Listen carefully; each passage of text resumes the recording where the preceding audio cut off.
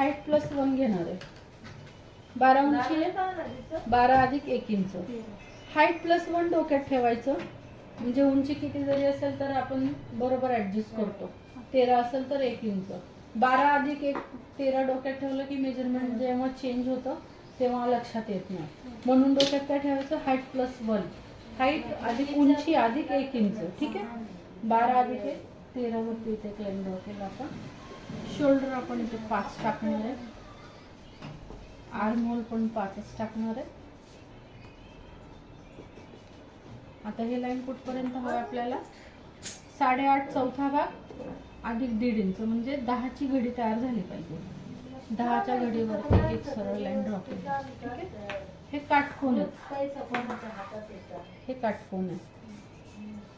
गळा रुंदी 1.25.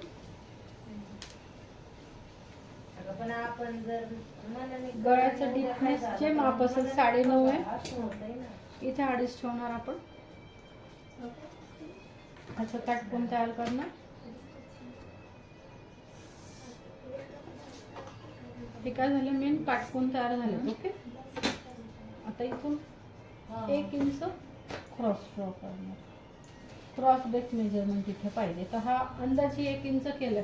इथे मेजरमेंट काय असतं माहिती, क्रॉस बेक मेजरमेंट असतो. म्हणजे 34 छाती 8 ने डिवाइड करायचं.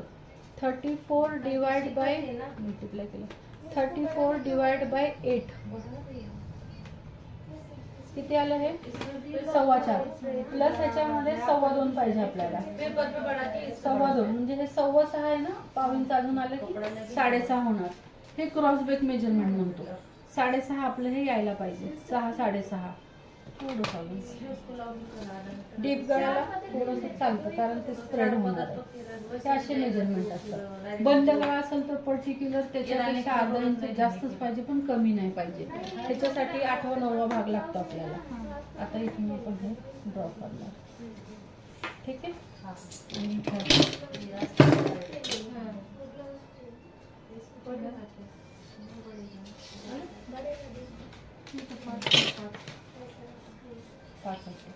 हाईट प्लस 1, शोल्डर 5.5, आर्महोल 5.5, छातीचा चौथा भाग अधिक 1.5 इंच.